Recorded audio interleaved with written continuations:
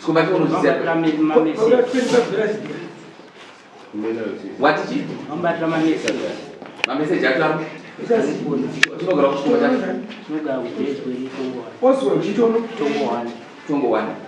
padhuze paunogara munogara mameseji aiti kuri isaite kufungidzira kana tautaura ainzi kudi mameseji ane yakanzi ndeipi kozoita imwe yakanzi chikunzwira nyere imwe idzo chete ndodzakatanga tichipiwa laini nemukadzi tipare ndeiakutikubvira nyere yaimvura nyere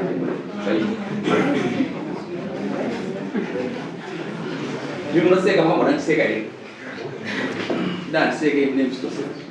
ozi neitozwa nyasha notsitsi kuti misha yavana adikirira se iri kuparara taura aiwa ngaaverenge because hatisikitora tiskitonga nokuti asanda kubachachi next kodi pane bachachi taura ngosati waita oni kurumbidza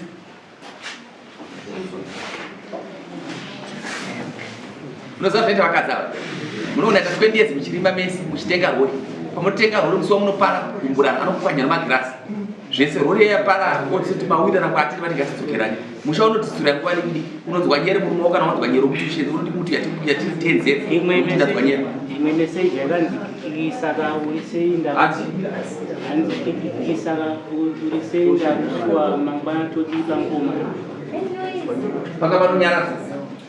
panga paitambwa guwa pamudhuluki wangu saka ndokwakatorwa kupere kuisa gora imwe yacho yakanzi kumba imwe yacho yakanzi kuya kumashops imwe yacho yakanzi ukupi nawo imwe yacho yakanzi uya utore muriwo wakapedza zvauri kuita kuroti muriwo wacho waibva paari imwe yacho yakanzi unotyisa wangu chiregera zvakwa right unoya next court zuva 19 kupajudgment nokuti matikoti wakuya kwakana kusauya zvinhu zviri clear zvitese ari kumukadzi wako mukadzi wangu akafonerwa naamai zvakanzi kakukese kaunoziva kuti ndekakukese tora uye kukumba ano vana vangani newe tine mwana 1 no chikomba chadiwa kudarika iwewe